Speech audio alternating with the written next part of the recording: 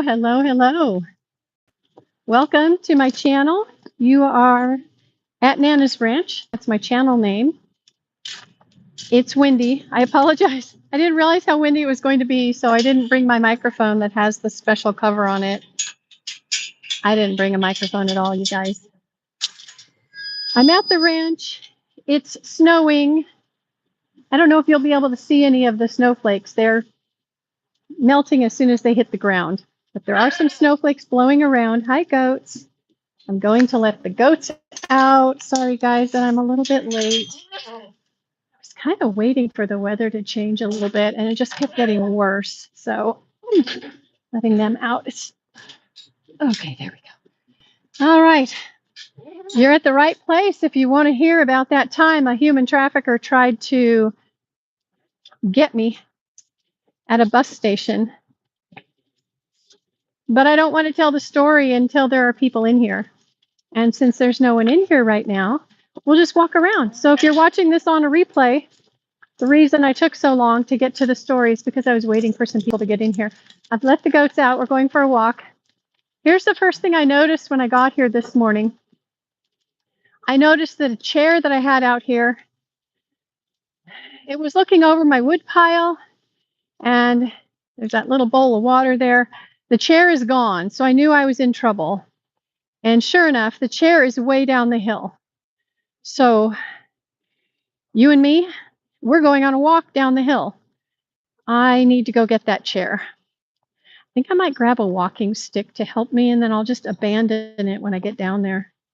So I've got one here, but I really like it, so I won't take that one. So hello to whoever's in here. Thank you for the thumbs up. I appreciate that. I'm not dressed for mountain climbing in the snow. I'm going to be cold and tired, but doggone it, it's my fault that that chair blew down the hill, so I'm going down to get it. I'm going down with helpers, although they don't ever help me. Oh, and there's a piece of wood that one of the goats knocked off the wood pile. Oh boy. Say hi if you want to. You're in the chat, or you can be in the chat. You can type in a hello, tell me where you are. I'm in Northeast Tennessee, and right now I'm climbing down a hill. Oh gosh, going down toward a chair that I allowed to blow over the hill. Can't believe how far down it blew, you guys. That's crazy. And then I'll be talking about the human trafficker who tried to grab me. I just scared my goat. He just ran. Where'd he go? There he is. He's all casual now, but oh my gosh, I just scared him. 6 people in here. Hello, you guys. You are in the right place. I am going to talk about the time the human trafficker tried to grab me at the bus station in Los Angeles. I'm going to wait till I get down to that chair at the bottom of this hill, and then I'm going to start telling the story. I'm going to sit on that chair. Look where I'm headed. I'm going down the hill because my chair blew down the hill sometime overnight. And you know what? I was looking at it yesterday when I was here, and I was thinking, oh, I wonder if that chair is going to be okay. And then I thought, yeah, it's going to be fine. Hello there. Thank you for saying hi. I appreciate that. 15 people in here. You guys just hold on for another minute or so. I'm going to get down to the chair. I'm going to set it semi-level, and then I'm going to tell the story about the human trafficker who tried to grab me. And it could be a story you might want to share with mostly young ladies, but also young men. Hello to the second person. Let me see. Alice. Hi, Alice. And I see a Zeus. Zeus and Alice, hello. Thank you for saying hi. I appreciate that. Okay. I don't want to lose anybody, so hang in there, guys. My chair is I'm almost to my chair. That's what I meant to say. I'm almost there. And it doesn't look too bad considering it blew down the hill. Okay. Whew, and it landed in a flat spot, so I can just sit down in this chair. Oh, I should have put it in the shed or something last night, or up against one of the coops so it wouldn't blow down the hill. Okay, I'm going to sit my butt down and tell you guys the story. I hope you can still see me. Is the quality okay? Hey, Zeus. Yes, ducks, lots of ducks. Oh, it's muddy. Look at that. It's super muddy here. I just put my hand on that.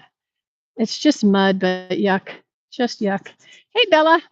Okay, so I want to start the story with, oh, geez, I've lost a bunch of people. Bummer. When I was 15, we didn't have a television. So I don't know if I watched this movie at home. I can't imagine that I would have watched it at home. I must have been at a friend's house. And in the 1970s, there was a thing called after school specials or after school movies. And when we all got home from school, we could turn on the TV and watch a movie. And this particular movie that I watched, probably at my girlfriend's house, was about a teenager who was a runaway who got on a bus and went to a city. And I don't know if it was Los Angeles, but she went to a city. By the time she got there, she had no money left. She was hungry. She was tired. I don't think her running away worked out the way she wanted it to do. So, hey, 12 people are in here. Hey, Justin. Yeah, we did lose people, Alice, but we got more in and then they left again. So the movie was about this girl and what happened. A man, a very nice man, offered to buy her a burger and some fries and a soda. And she said, yes, please. So he took her to a diner. He gave her some food. She said, thank you. He said, that's not how this works. And just like that, she was a traffic victim. Back in those days, we didn't call it human trafficking. We didn't call it any kind of trafficking. We called it a pimp. He was a pimp. And he bought the right to her for the cost of a burger, some fries, and a soda. So she was stuck in this situation. Did you see that? Are you guys seeing the snowflakes? They're coming down every now and then. Huh. Anyway, so I had just watched that movie. And that summer, my mom and I and her friend traveled down to Costa Rica to visit one of my aunts. Actually, both my aunts were there at the time. And stay there for a week. And then we were going to travel up to Guatemala and stay for another week and travel around. I had been to Guatemala when I was 3. I have memories about that. Hey, Omar. Nope, I've got a man. Thank you, though. You can watch my video. Give me a thumbs up. That'd be awesome. Share this video with any young ladies you know who might be considering, not becoming trafficked. So, oh God, where was my brain? Oh, we were in Guatemala. So then we came home and we were at LAX, and then we took a bus to the Greyhound bus terminal, and we were catching a bus ride back to where we lived. It was about a 5-hour bus ride or something like that. So my mom and I were there. My mom's friend had decided to stay in Guatemala and do some more traveling, so she stayed down there. So it was just me and my mom, and I was very tan. I had chestnut colored hair, kind of, and braces. And I was wearing a Guatemalan dress. It was a cotton dress with the quetzal bird on it and some other decorations in white thread embroidery. It was a very pretty dress. It wasn't machine embroidered. It was hand embroidered. It was very pretty. And the fabric would have been hand woven as well. And I'm standing there, tan with dark hair. There were 7 large pieces of luggage around me, and my mom had gone over to the ticket booth to get us our tickets north. And a man walked over to me and he said, hey, do you have any money I can borrow? I'm 15, right? I'm standing there. I didn't know I could be rude to strangers, right? So I said, no, because all I had was Guatemalan money and Costa Rican money. That's the only money I had. I didn't have any American money. We hadn't gone to the bank and exchanged it yet for American dollars. So all I had were American Express traveler's checks. That was a thing in the 1970s. And Costa Rican and Guatemalan money. That's all I had. So when he asked me, do you have any money I can borrow? And I said, no. He leaned in really close to me, really creepy. And he said, do you have anything? And I knew right then that he was a pimp. I knew exactly what he was. I knew who he was, and I knew what he wanted. He wanted to buy me a burger and some fries and a soda. So I didn't know what to say. I'm standing by 7 huge, hello, wild. Hello.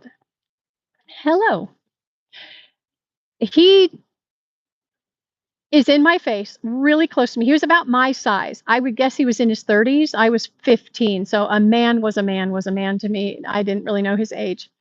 And then he was about my height, maybe a little taller, maybe 5'7", 5'8". He wasn't very tall, Hispanic man. And my mom saw him talking to me. She's not even 5 feet tall. She turned around, saw this man talking to me in the bus station, and she yelled, "Can I help you?" And he ran. He ran away because he was afraid of my 5 foot, not even 5 foot tall mom, because she became about a 6'6" linebacker at that time. And he took off. So I was spared having to deal with a human trafficker at the LA Greyhound bus station that day. Oh, look, there's a snowflake right there on my finger. Little piece of ice going away, gone. It's in my hair. They're not like snowflakes right now, guys. So if you came here to hear the story about, oh my gosh, look what I have to climb up with my chair. I'm only down here with my chair because I left it up on the ledge last night and it blew down the hill. Now I have to drag it up the hill. I should have thought about it. I did think about it. I just didn't think it would happen. And I didn't hear any wind. Ugh. If I fall down, you guys will have to call help for me. So that was my time escaping what we now call human traffickers. They weren't called human traffickers at the time. They were called pimps. And the idea that a human being could take over another human being's life wasn't even a concept, really, unless you were in that culture. But he saw me standing alone in a bus station, and he thought I was all alone in a bus station. I don't know, maybe he thought I was a Guatemalan, and I was, brand new immigrant, and he could come up and help me. I don't think he wanted to help me, you guys. I could use his help right now. Then if he would help me drag this chair up the hill, I'd buy him a burger. Ugh. And some fries. Probably should have just taken it down to the bottom and gone and gotten the Wolverine, put it in the back of the Wolverine. Oh my gosh. You guys, thank you so much for being here. Thanks for the thumbs up. If you are a praying person, please pray for Dave. He's been sick for the last few days. He asked me when I left, "Are you going to be there a while?" And I was thinking, no, man, I'm just going to go feed the animals. I had no idea I was going to be climbing down a hill and climbing back up. If you're new to this feed, I had to go down a hill to get a chair that blew over a ledge last night or this morning in the wind. The chair is fine. It's not at all bent or tweaked. I'm a little bent and tweaked at myself for leaving it where I did. It was vulnerable. This particular chair has never run away on me, so I had confidence it wouldn't run away. It's a woven fabric, and the wind can kind of go through it, so it doesn't really hold on to a lot of wind unless the wind is really strong. So I think up at the top of the hill here, the wind must have been pretty strong. This old Nana, excuse me, is not as strong. Oh gosh, it's cold, you guys. It's hello cold. Oh my goodness. I'm getting there 2 inches at a time. Going down was a lot easier than going up. Oh, if I could, I'd grab onto one of my goats and have them drag me up. But you know what? My goats aren't very good at following directions. Actually, Emo is closest to me. He's right here.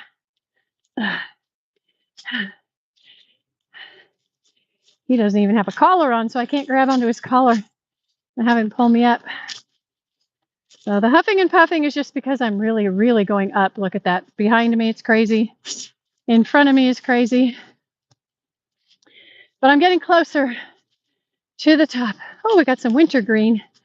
We got wintergreen plants on the ground here. Thank you to the 3 of you who are still here. I do appreciate it. Every minute I can get people to watch my channel helps me out in the end. So if anyone is here and you want to go watch some of my less physical videos, they're on my channel. I appreciate everybody who watches to the end, gives a like and maybe a comment. That is always appreciated. And I do the same for other creators as well. Oh, I got hair in my mouth now. I came up quite a ways, you guys. I don't want to lose this chair. That would stink. Okay. I'm hiking up. Guys, this is ridiculous. If you're watching an old woman climb a hill that is too steep for her old bones. And my hands are so cold right now. I'm going to have to sit in my car. I don't think I brought a hand warmer with me. I meant to. Oh, there's another wintergreen. Huh. We don't have the wintergreen. It has the berries. Hey, chirping. Okay, that's cool. I don't know how long I'm going to be on. It's so cold. It's actually snowing and I don't have my gloves on. So I'm really cold. The goats are having a good time. They've got cashmere. Oh, I don't want to fall down. Okay, I got the chair up. I'm at the top. Holy cow. Okay. That was a whole thing, you guys. That was a whole thing. All right, I'm at the motorhome now. So this chair is going over here. Probably the motorhome. And I'll move it another time. Holy cow, my hands are cold. I've got to get in the car, get the heater on my hands so I can finish my chores. And the goats are happy. They're eating leaves and grass. Okay, let's put up with the noise here in the car for a minute. Oh my gosh. I don't have a... I was not prepared for this today, you guys. There we go. Just have to turn it on, let it beep for a second or two. And put it on my hands. Hello. Oh gosh. If you're still here, thank you. I appreciate you. You guys are awesome. I just got to thaw out my hands. I have a condition called Raynaud's syndrome. And it means I'm very special. What it means is my body freaks out whenever I'm cold, and it causes my vascular system to kind of shut down. Oh, I hope that stays there. And it stops sending blood to my fingers and toes and my face. Oh gosh, my nose is running. Oh goodness. I know I have Kleenex in here. Just don't know where they are. Okay, baby wipe it is. Anyway,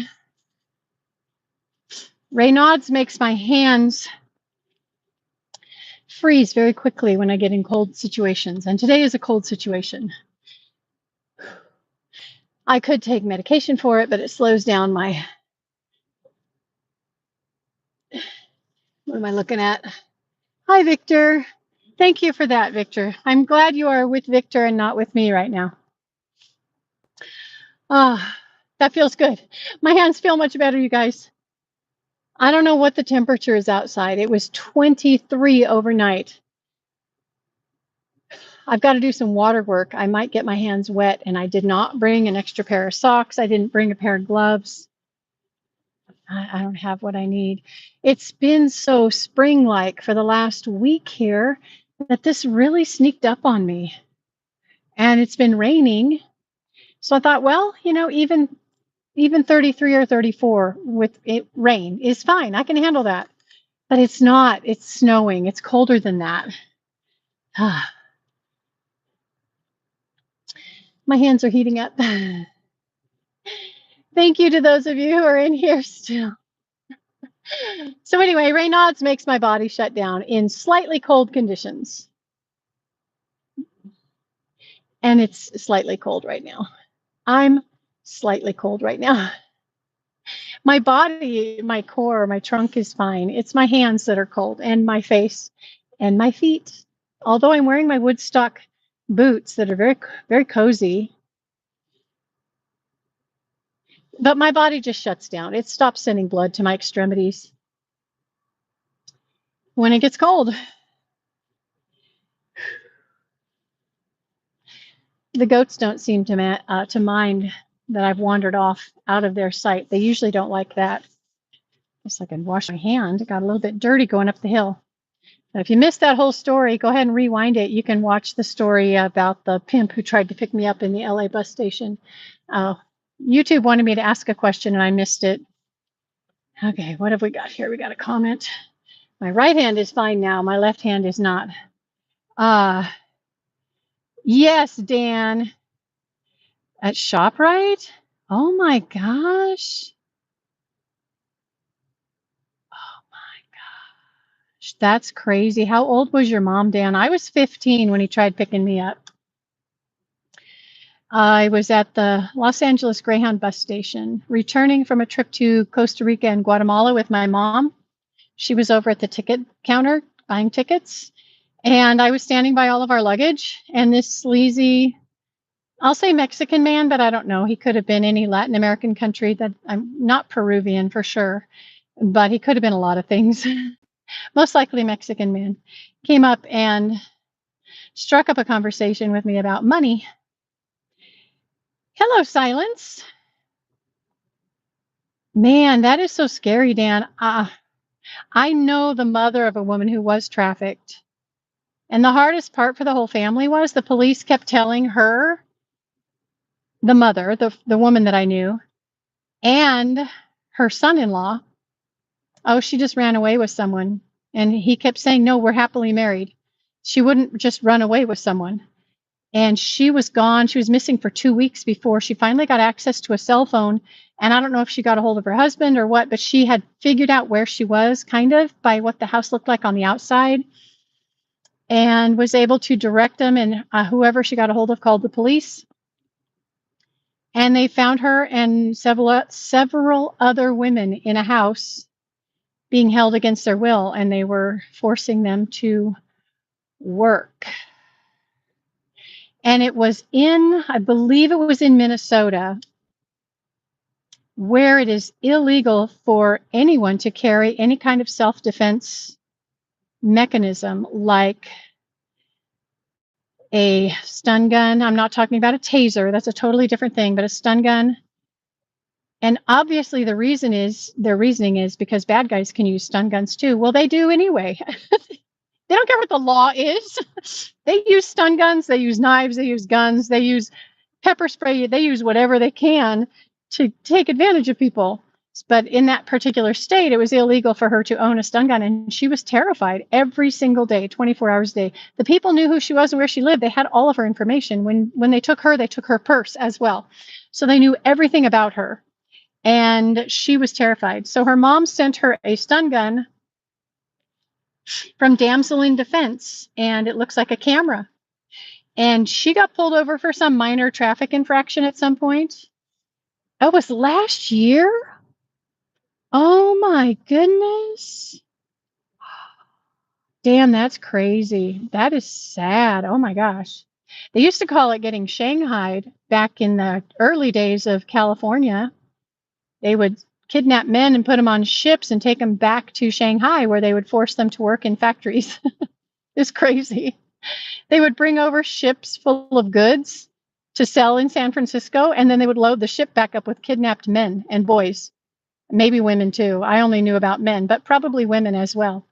And they would take them over to Shanghai, and they called it getting shanghaied. So my mom did not let it happen. I did not let it happen. I remember calling for my dad, even though my dad wasn't with us. But that's what I remember. My mom remembers turning around and screaming, "Can I help you?" And, oh God, my hands feel so much better. And that's the story. Last year, that's crazy, Dan. That's horrible. You know, I've been invited to do some pretty sketchy things over the decades. And there was always a sense that I had, this is not safe. But I've done a lot of things that are a lot of fun, like going to Costa Rica and Guatemala with my mom and her friend Barbara. Now, in all honesty, had I known some of the stuff that was going to happen, I would have gone into it with a little more backbone. But, whatever. Live and learn. But we were staying with my aunt in Costa Rica, and then we went to a hotel in Guatemala. Oh my goodness. Wow. Okay, so you're saying your mom reversed the car nonchalantly. The van came up behind. The guy got out. She took off, and she thinks she hit them, but there were no reports taken. That is crazy. Yes, ladies and girls, be very, very careful. I know this happens to boys and men sometimes, but percentage-wise, you can't ignore the fact that most of the victims of this are girls and women. Unless it's infants and small children, then I think it's boys and girls are about equal. But when it comes up to being teenagers, it's usually girls and women. And older, I did not realize, Dan, I don't know how old your mom is, but that's crazy. Hey, Logan, nice to see you. Thank you for being in here, man. Yeah, like I say, we didn't call it a human trafficker at the time. We called him a pimp. Human trafficking, I don't think, was a thing, although I shouldn't say that. I knew a human trafficker. My best friend, my senior year in high school, her dad was a human trafficker. He was a lawyer. He was a semi-wealthy lawyer, and he owned a ranch in Montana, and he owned it with some other people. They had partners. 74 years old. Dang, Dan, that's scary. I got to get back in here. It's too windy out there. So this lawyer, this well-respected lawyer in town, he had a place in Montana where the boys are fighting outside my car. Let's see if I can show you guys. Well, of course they stopped. Bah. They don't like when I get in the car. They get really bugged. If they can't see me, they start running around screaming. And once they get out of sight of the car, they'll forget that I'm in the car and they'll start screaming, looking for me. Anyway, they have mommy issues. So this friend's dad and his partners, and they were all lawyers. They owned a ranch in Montana. It was I knew the one year they were growing alfalfa, so they probably rotated crops. They would pick up a bunch of Mexican workers, and it wasn't like they were doing sex trafficking. I have to be careful on YouTube.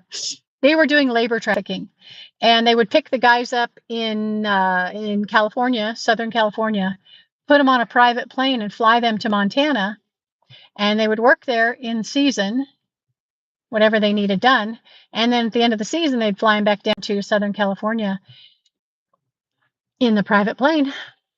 So every year, this lawyer and his lawyer friends trafficked illegal immigrants from California up to Montana. Hey, I'll do another live when I talk about the serial rapist we had in our neighborhood when I was a teenager as well. I was a few years older. Well, no, I was probably about 16 when we were made aware that there was a serial rapist in the neighborhood. And when I say in the neighborhood, I mean we lived on one corner, and at the opposite corner of the block is where he was, because it was an apartment complex. Anyway, I'll do that in another live. So guys, I've been on here for almost a half an hour. Hello. I think it's Cabri and Lucy. Hi.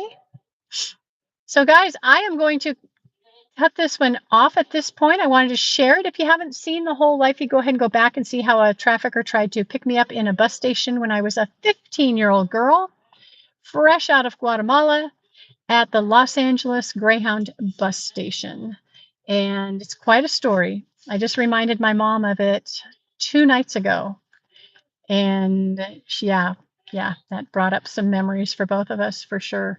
Anyway, you guys, God bless you. Let's see. Pay must have been good if they didn't escape. Well, they didn't want to escape, Dan. They were working.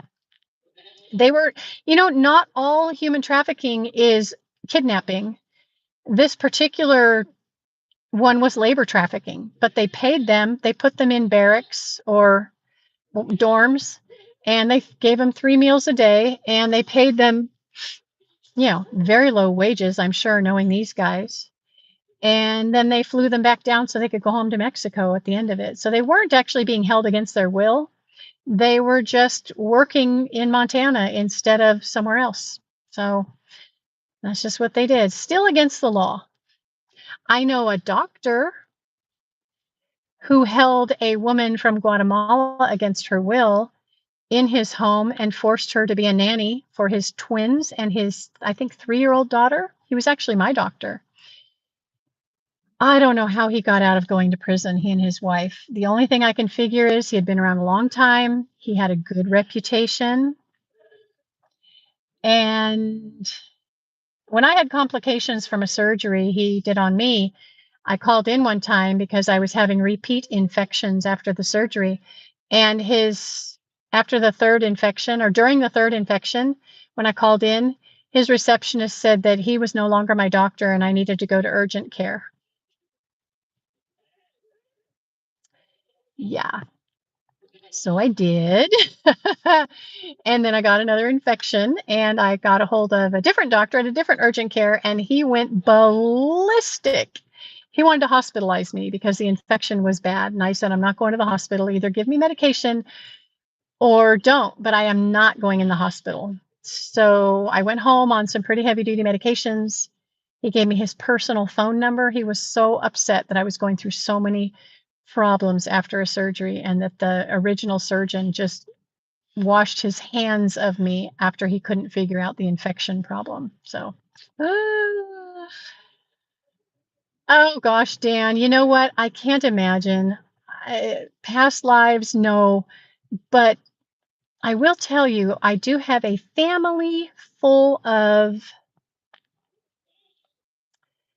people who took risks, put it that way. I had a great grandmother who used to ride around in a buggy. She would have been fairly young. I don't know if she was with a man or not. And she was a snake oil salesperson. She also read people's fortunes and did the tarot card thing with them. She was a gypsy. That was her thing. And then she got married, settled down. I don't know. Not a happy marriage, I don't think. And she ended up, they had a daughter. This was my grandfather's older sister. The child was born way too soon after the wedding, and it was not his child. Anyway, she was quite a character. She used to go to the Hearst Castle when William Randolph Hearst owned it, and she would go to the castle during his parties, and she and her oldest daughter were there to befriend and entertain his male friends from Hollywood. That was my great grandma. And my great aunt.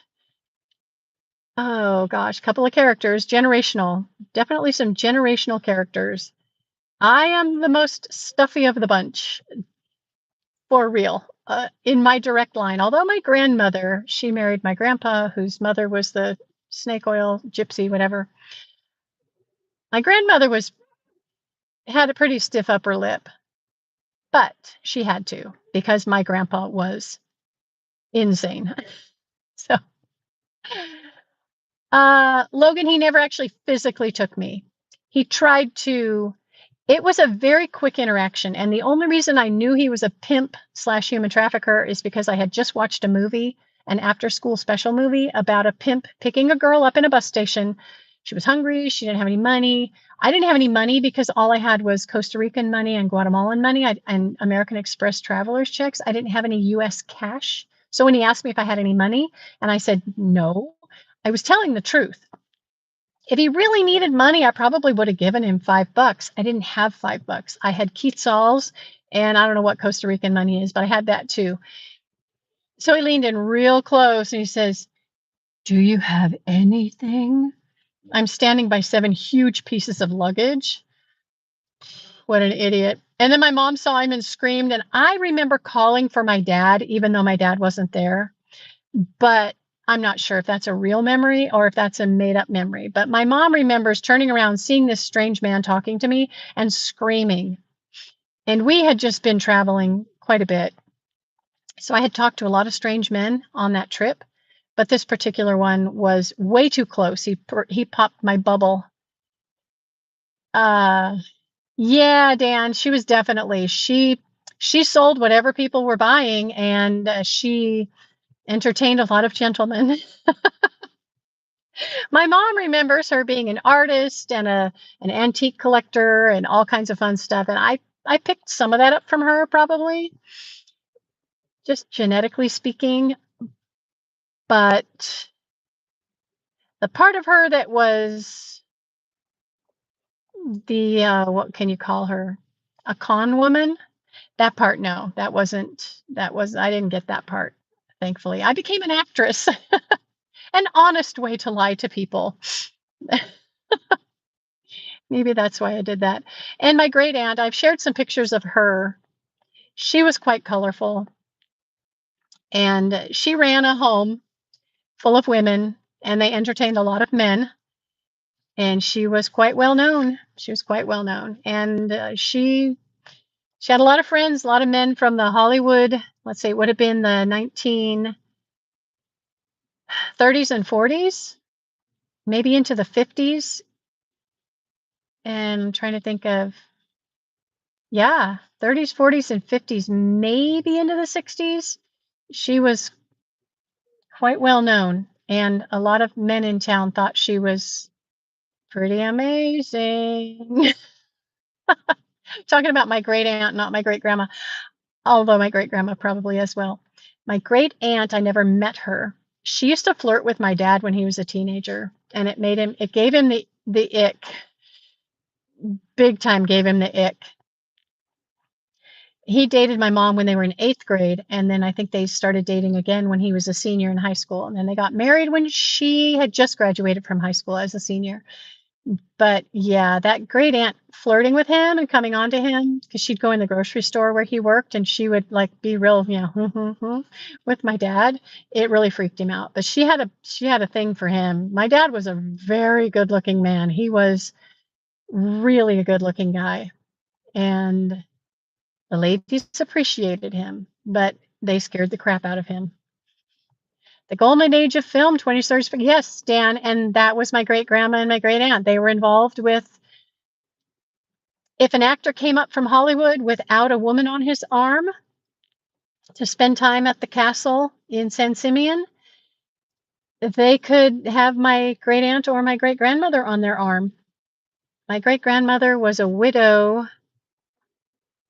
My grandfather was 19 when my great grandpa took himself out of the world with a small caliber weapon. I don't know exactly what he used, but he made a mess in the study. And from that day forward, my great grandmother was making money any way she could. I don't know if she was actually like making money that way, but she was definitely entertaining. All right, guys, it has been 38 minutes. I've got to go. I've got to do some water work here. My hands are going to be freezing. Got to put the phone down so I can put one hand in my pocket when I'm doing the cold work and then switch them out. The goats are so freaked out by the wind right now. They're thinking it's monsters.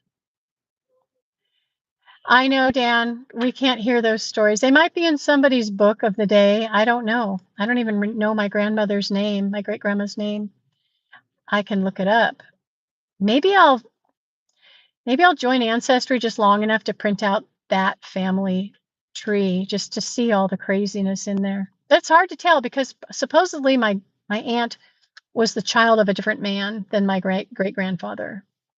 She had, yeah, he married her. I think they must have been drinking buddies, friends with benefits. I don't know. Whatever it was, when she got pregnant, she married him. Maybe because he came from a good family and they had money. It didn't do him any good. His family cut him off when he married her. But that's another story. All right, guys. Thank you so much for being here. God bless you. Have a great Sunday. I plan on going home, getting warm in front of the fire. You too, Dan. Thank you so much. for telling your story. That was crazy. I'm so sorry that your mother went through that. That's scary. She plays it off, but hello. All right, y'all. God bless you and good day.